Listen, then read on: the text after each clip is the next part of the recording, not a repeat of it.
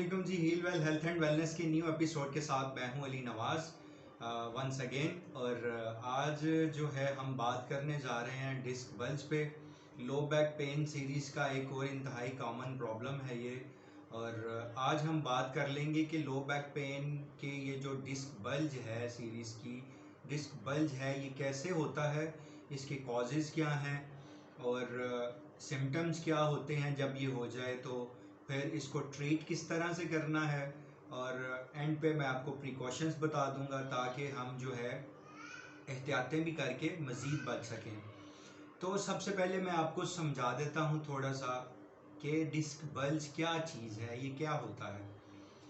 Basically आप समझ लीजिए, मान लीजिए कि ये एक डिस्क है। डिस्क जो है ये एक ऐसा स्ट्रक्चर है जिसके अंदर 70% तक वाटर होता है। जेली की तरह का ये एक स्ट्रक्चर है, ठीक है, वाटर फिल्ड होता है ये। अब हमारी जो रीढ़ की हड्डी है, रीढ़ की हड्डी जो है ये मुश्तमिल होती है मोहरों पे, और मोहरों के सेंटर में डिस्क होती है। अब मान लीजिए कि ये हमारे दो मोहरे हैं, ऊपर और नीचे, और इसके सेंटर में ये डिस्क है। तो अब क्या हुआ कि जब हमने झुक के आगे की तरफ, इस तरह आगे की तरफ झुके, साइड व्यू में देखिए, आगे की तरफ झुके, तो ये पीछे से जो डिस्क है इसको रास्ता मिल गया।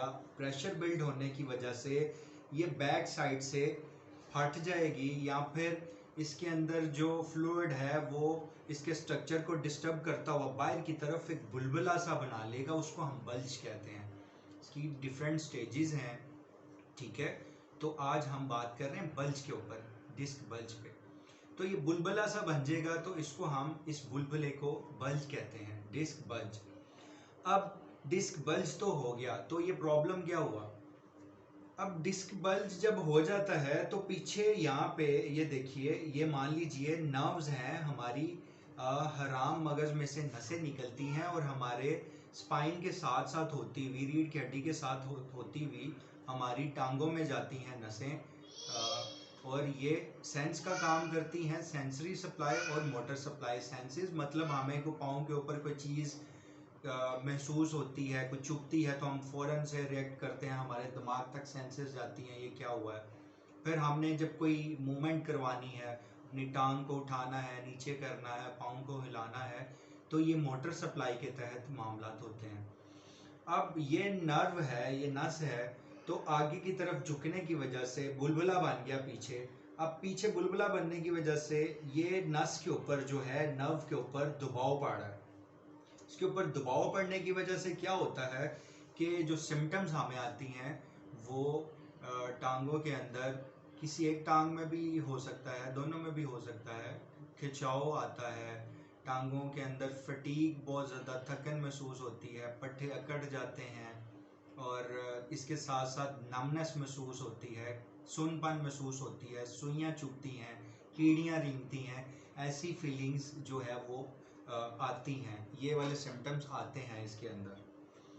अब डिस्क बल्ज हो गया, अब इसका पता कैसे चलेगा। तो इसका पता चलता है जी एमआरआई के अंदर कि डिस्क बल्ज किस लेवल पे है, और या क्या ये सिर्फ बल्ज है या डिस्क फट के वो पानी बाहर हमारी जो है वो दूसरे स्ट्रक्चर को भी डिस्टर्ब कर रहा है, बाहर वाले स्पेस के अंदर आ गया।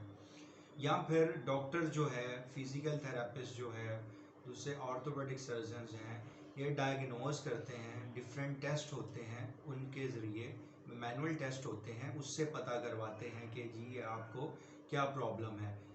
अब ये सारा इशू हो गया, आपको डिस्क बल्ज हो गया, ये सारा आपको डायग्नोज भी हो गया, तशखीस भी होगी कि ये मसला है। अब फर्दर क्या करना है, अब आगे क्या करेंगे, किस तरह से ठीक होंगे, तो उसी के लिए ये वीडियो है जनाब। आप देखिए, इंशाल्लाह आपको बहुत ज़्यादा फ़ायदा होगा, और आप घर में इन एक्सरसाइजेस को इजीली परफॉर्म कर सकते हैं। और इसके साथ साथ एक बात और बताता चलूँ मैं कि ये जो आज एक्सरसाइजेज मैं आपको गाइड करने जा रहा हूँ ये एक्यूट डिस्क बल्ज के लिए हैं। यानी कि डिस्क बल्ज हुआ और उसको कुछ ही दिन हुए हैं, कुछ हफ्ते हुए हैं, तो उसके अंदर जो है वो हम ये इन एक्सरसाइजेस को कर सकते हैं। अगर किसी को डिस्क बल्ज हुआ है और काफ़ी टाइम गुजर चुका है क्रोनिक हो गया है प्रॉब्लम, तो उसके लिए दूसरी वीडियो है, ठीक है, उसके अंदर डिटेल में बताया गया है कि कौन सी एक्सरसाइजेज आपने करनी है। ये जो है ये एक्यूट डिस्क बल्ज के लिए आज की एक्सरसाइजेज है। आइए हम एक्सरसाइजेज देख लेते हैं। अच्छा जी, आज की हमारी जो फर्स्ट एक्सरसाइज है वो है काफ मसल्स की स्ट्रेचिंग, ये जो हमारे पिंडली के मसल्स हैं। उसके बाद दूसरे नंबर पे है हैमस्ट्रिंग्स, जो थाई के नीचे वाले मसल्स हैं, इनकी स्ट्रेचिंग। ये दोनों एक्सरसाइजेज मैं अपनी दूसरी वीडियो लोअर लिम्ब की स्ट्रेचिंग्स में आपको गाइड कर चुका हूँ कि इनको किस तरह से हमने करना है। तो ये दोनों जो हैं इसको आप 5 to 7 टाइम्स इन स्ट्रेचिंग्स को कर सकते हैं। उसके बाद तीसरे नंबर पे जो आज का हमारा स्ट्रेच है वो है जी knee to opposite chest. Knee to opposite chest जो है इसको किस तरह से करना है, आइए मैं आपको बताता हूँ। हमने अपनी टांग को फोल्ड किया, एक टांग को सीधा रखा, बिल्कुल सीधा लेट के, और इस टांग को उठा के अपने ऑपोजिट साइड वाला शोल्डर जो है उस तरफ लेके जाना है और उसको नीचे की तरफ प्रेस करना है। 1 2 3 4 5 6 7 8 9 10। इसी तरह हम दूसरी टांग पे भी इस एक्सरसाइज को परफॉर्म कर सकते हैं। और ये वाला जो स्ट्रेच है इसको हम 3 to 5 टाइम ईच लेग कर सकते हैं। इसके बाद नेक्स्ट जो एक्सरसाइज है वो है जी लंबर रोटेशन। लंबर रोटेशन को किस तरह से करना है, इसी तरह हमने दोबारा से बिल्कुल सीधा लेट गए, बिल्कुल सीधा लेट के अपनी टांगों को फोल्ड किया। अपनी टांगों को फोल्ड करके हमने राइट साइड पे लेके जाना है दोनों टांगों को। नीचे वाला जो लिम्ब है उसको इस तरह से मूव करना है राइट साइड पे और फिर लेफ्ट साइड पे, राइट साइड पे और फिर उसके बाद लेफ्ट साइड पे। ये वाली जो है हम इसकी 5 राइट साइड पे, 5 रेपिटेशन लेफ्ट साइड पे, टोटल 10 टाइम्स। ठीक है जी, एक दफा में इसको हम इस तरह से कर सकते हैं।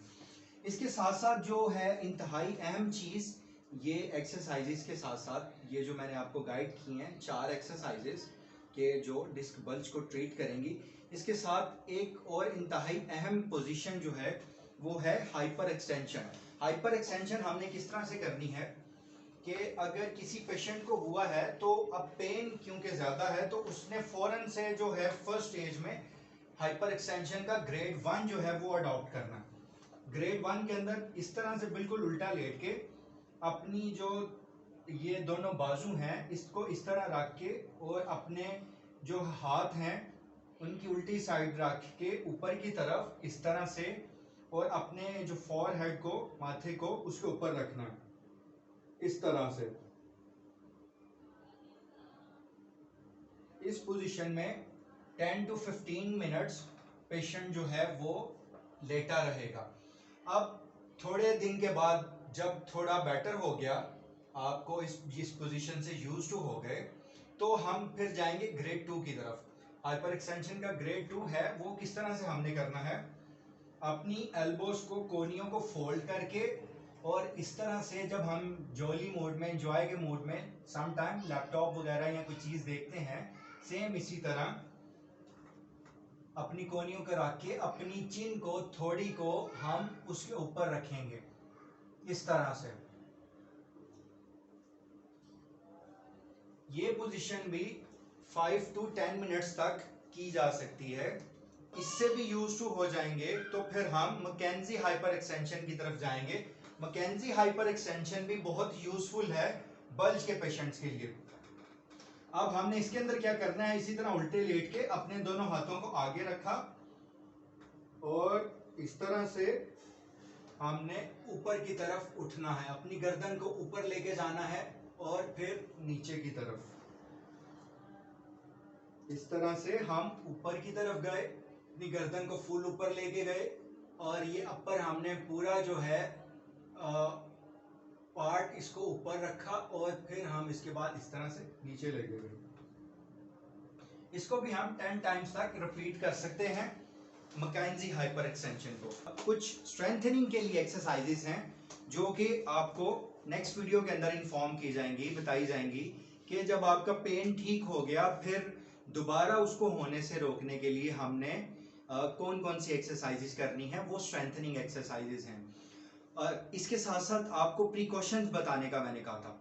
तो प्रिकॉशंस जो हैं वो ये हैं कि अब किसी पेशेंट को ये प्रॉब्लम हो जाती है तो उसने कौन से काम ऐसे हैं जो नहीं करना है। सबसे पहले उसने अपनी बैंडिंग एक्टिविटीज़ को जो है वो अवॉइड करना है। अपनी बैंडिंग एक्टिविटीज़ हर तरह की उसने बिल्कुल स्टॉप कर देनी है। झुक के कोई भी काम करना, उठाना, किसी चीज़ को पकड़ना, वो झुकने वाला काम छोड़ देगा। दूसरे नंबर पे सीढ़ियाँ चढ़ने से परहेज करेगा ऐसा पेशेंट।